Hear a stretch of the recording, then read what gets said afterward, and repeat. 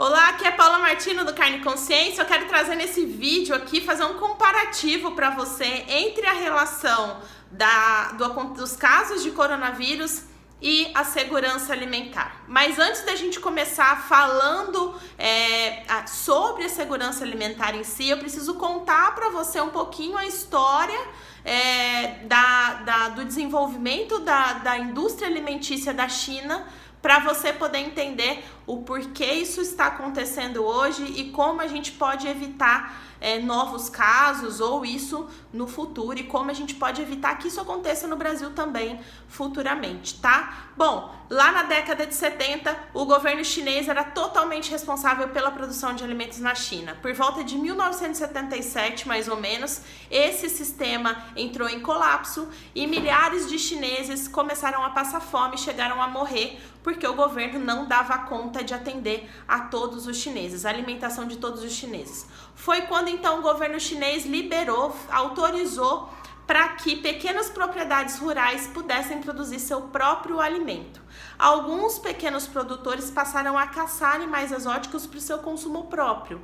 Só que essa atitude acabou caindo no gosto dos chineses com maior poder aquisitivo, e aí os mercados de rua, que são chamados mercados molhados, passaram a ser muito comuns na China. Nesses mercados, os animais eles são comercializados vivos ou abatidos ali no próprio local.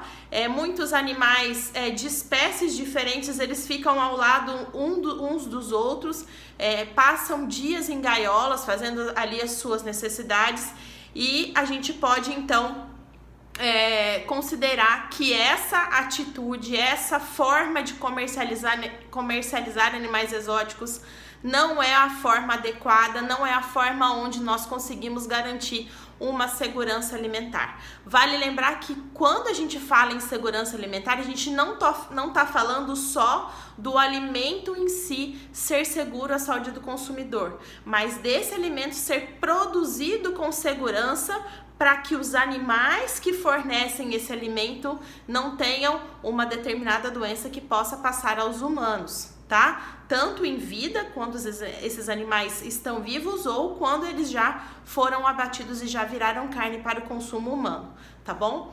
Bom, o que nós sabemos hoje é que o coronavírus é um vírus natural, então ele não foi um vírus desenvolvido em laboratório, então ele foi passado de animal para o homem, mas a gente ainda não tem certeza se foi diretamente do morcego para o homem ou se teve algum animal no meio dessa transmissão, onde morcego passou para esse determinado animal e esse determinado animal passou para os homens.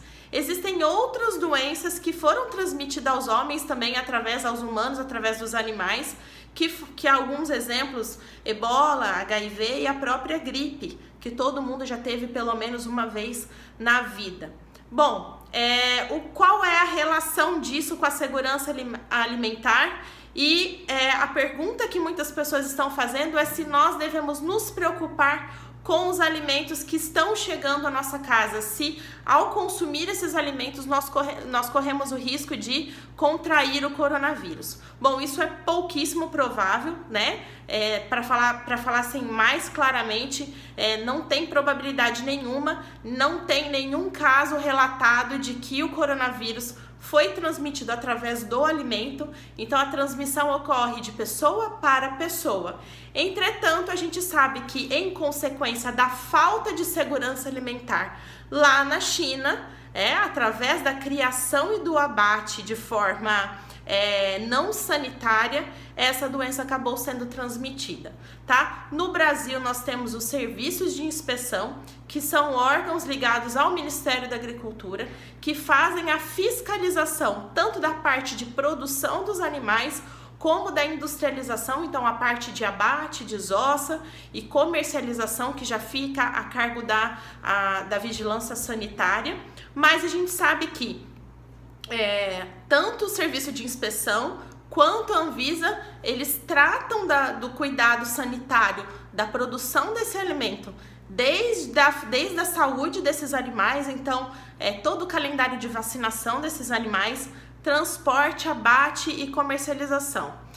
E isso é pouquíssimo provável de acontecer no Brasil, desde que a gente sempre tome o cuidado de consumir alimentos que sejam fiscalizados. Então, como você pode se assegurar de que você nunca vai contrair ou de que possivelmente você não vai contrair uma doença transmitida por alimento? A primeira coisa a se fazer é sempre comprar alimentos que tenham passado pela inspeção municipal, estadual ou federal. Para você atestar isso, é só observar se a embalagem desse alimento, queijo, leite, ovos, carne de qualquer animal, tenha o selo de inspeção, tá bom? Para falar mais de animais exóticos, que é o case desse acontecimento, a gente tem um caso de sucesso de comercialização de animais exóticos no Brasil, como é o caso da Caimã Sul, que comercializa jacarés. Eles têm um criadouro de jacarés, abate de jacarés, mas assim como existe a produção de bovinos, a produção de aves, a produção de suínos, a produção de jacarés, nesse caso, ele passa por todo o sistema de inspeção também, desde o criatório até o abate e a comercialização. A gente sabe também que no Brasil existem alguns locais, principalmente na região Nordeste, onde se comercializa carne em feiras, e aqui eu já chamo a atenção para a população que tem o hábito de consumir e de comprar produtos sem fiscalização, que vocês estão correndo um sério risco, estão colocando a vida de vocês em risco, né? E colocando a vida das pessoas que vocês amam em risco também, quando vocês incentivam esse tipo de comércio. Então, para a gente evitar que um dia, possivelmente, nós viemos a transmitir alguma doença em consequência desse problema, dessa atitude, sempre procurem consumir alimentos que tenham sido inspecionados. Se isso tivesse sido feito na China há anos atrás, muito provavelmente o coronavírus não tinha sido transmitido para o mundo inteiro. Fica aqui o meu recado. Se você gostou desse vídeo, compartilha com os amigos, manda para a família, manda para os parentes, marca todo mundo aqui, que eu acho bacana todo mundo saber que o Brasil tem alimento seguro para alimentar não só os brasileiros, mas como o mundo inteiro, tá bom? A gente se vê no próximo vídeo, até já!